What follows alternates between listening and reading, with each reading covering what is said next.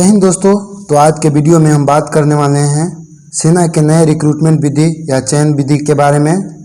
तो मैं आपका दोस्त नीरज अरोड़ा फिर से स्वागत है हमारे यूट्यूब चैनल पे। अगर अभी तक मेरे चैनल को सब्सक्राइब नहीं किए हैं तो जल्दी से सब्सक्राइब करें। इस तरह के नए वीडियो के साथ हमेशा ही आता रहूँगा। तो आइए देखते हैं दोस्तों, सेना के नए चयन प्रक्रिया की विधि जब से हमारे देश में लागू हुई है तब से देश के विभिन्न कोने में इस विधि का विरोध हो रहा है और यहाँ तक कि देश के कई नौजवान साथियों ने अपना जान तक भी दे दिए जब से नया नीति लागू हुआ है। तो वीडियो में आगे बढ़ने से पहले आप लोग से गुजारिश करूंगा कि ये वीडियो क्लिप को देखें। ये वीडियो हमारे रक्षा मंत्री राजनाथ सिंह जी के ट्विटर हैंडल पर अपलोड किया गया है।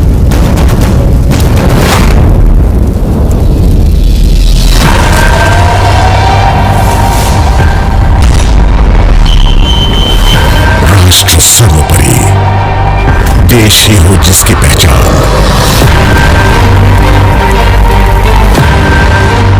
खतरों से आंखें मिलाने का हो जुनून, ऐसे हैं भारत के वीर जवान।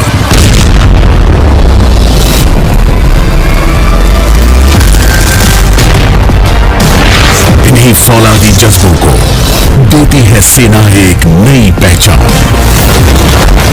दे देश को अपने 4 साल सीमा तान संकल्प कर। बहुत खास है युवाओं के लिए ये देश सेवा का अवसर। चलो भरे भारतीय सेना में युवा जोश हम मिलकर। वर्दी का गौरव मिले जो एक स्वर्णिम कल से सजे, तमगे बढ़ाए सीने की शान।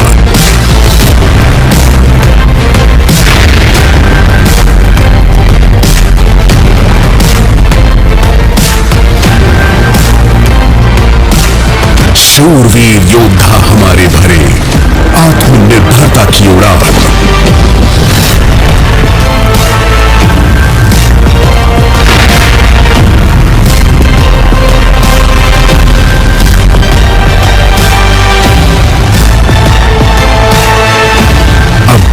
भी नहीं दिखा सके इनके हौसलों को, जिन्होंने किया कतरा कतरा देश के नाम।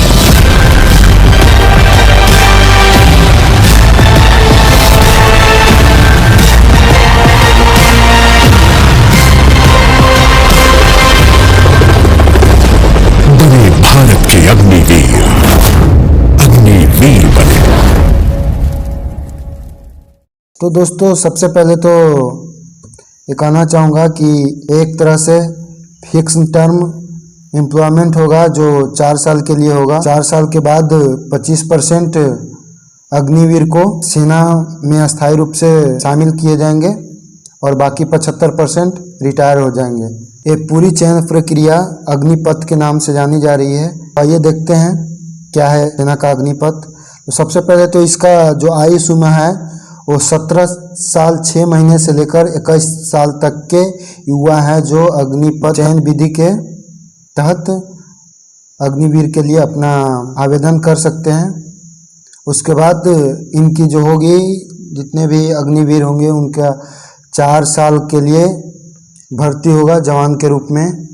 उसके बाद इनका शुरुआती सैलरी जो होगा 30,000 रुपये महीना और सभी अग्निवीरों का 48 लाख का बीमा होगा। ऊपर से 10 से 12 लाख रुपए का टैक्स फ्री होगा। था पूरा विस्तार हमारे अग्निपथ चयन प्रक्रिया के बारे में। अब बात करते हैं आखिर जब से ये नया विधि लागू हुआ है तब से देश के कई कोने में इसका विरोध हो रहा है। आखिर क्यों? तो सबसे पहले तो इसका बड़ा कारण है दोस्तों कि ये एक तरह से प्राइवेटाइजेशन की ओर पहला कदम है सेना में। क्योंकि एक तरह से आपको भी पता है, अगर नहीं पता है तो फिर से बताना चाहूँगा कि ये एक तरह से फिक्स्ड एम्प्लॉयमेंट है 4 साल के लिए।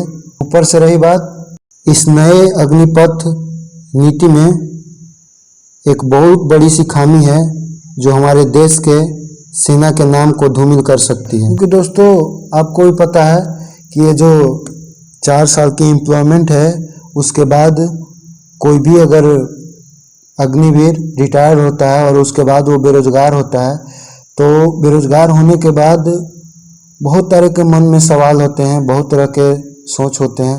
तो हो सकता है किन्हीं कारण से वो अंदर के डेटा, हमारे सेना के डेटा को बाहर लीक कर सकते हैं, जो आगे चल के न्यूज़ बन सकती है, फ्लैश मैसेज बन सकती है पूरे देश के लिए कि देश के सेना ने अंदर की डाटा लीक की है। लेकिन नियमतः तो वो रिटायर्ड हो चुके हैं, क्योंकि उनका तो फिक्स टर्म एम्प्लॉयमेंट है 4 साल के लिए। तो ये सबसे बड़ा खामी बोल सकते हैं इसको, जो इस नीति में है। हमारे सरकार से यही आग्रह होगा कि इस नीति के बारे में फिर से एक बार अध्ययन करें, क्योंकि इस नीति में बहुत सारी खामियां हैं। खूबी तो है ही, खूबी तो है कि हमारे देश के युवा साथियों को ज़्यादा से ज़्यादा मौका मिलेगा देश के लिए काम करने के लिए। लेकिन सभी बातों को ध्यान में रखते हुए इस नीति को लागू करें तो ज़्यादा अच्छा रहेगा, क्योंकि हमारे देश में और विदेश में जाने जाते हैं हम अपने समर्पण के लिए, देश समर्पण के लिए। तो बस सरकार से यही निवेदन है कि प्लीज़ इस नीति को वापस लीजिए, या तो कुछ सुधार कीजिए, इसे फिक्स टर्म या प्राइवेटाइजेशन मत कीजिए, जो जैसे थी वैसे ही कीजिए। जाते जाते यही कहूँगा दोस्तों कि इस ऑडियो क्लिप को पूरा सुनते जाइएगा, जो पूर्व कर्नल दिनेश नैन सर ने मीडिया के सामने अपनी बात रखी है। ध्यान से सुनिएगा, अच्छे से सुनिएगा। आपको क्रांतिकारी फैसला लगता है या आपको लग रहा है कि कहीं चूक रह गई है जिसको आगे आने वाले वक्त में दुरुस्त किए जाने की जरूरत है? देखिए चित्रा जी, हमारे देश की तरफ 2 बॉर्डर पड़ते हैं, चाइना का और पाकिस्तान का, बहुत बड़ा बॉर्डर है। इसको आप आर्टिफिशियल इंटेलिजेंस की मशीनों से कवर नहीं कर पाएंगे।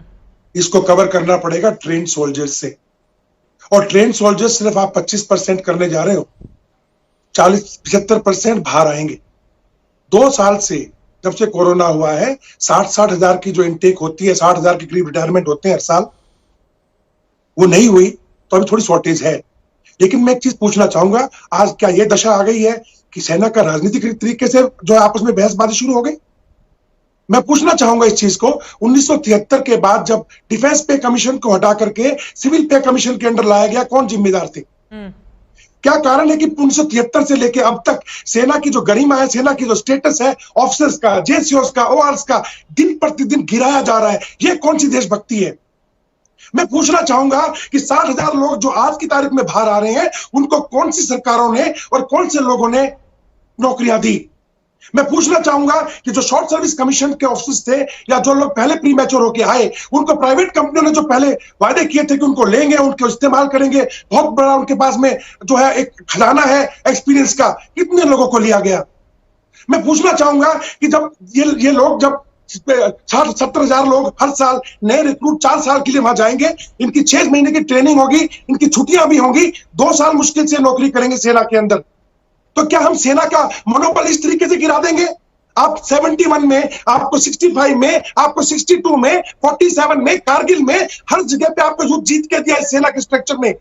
क्या कौन लोग हैं जो इसके कैंटीन बंद करना चाहते हैं? कौन लोग हैं जो मिलिट्री हॉस्पिटल्स पे अटैक कर रहे हैं? कौन लोग हैं जो कैंटोनमेंट के रास्ते खुलवाना चाहते हैं, सिक्योरिटी खत्म करना चाहते हैं?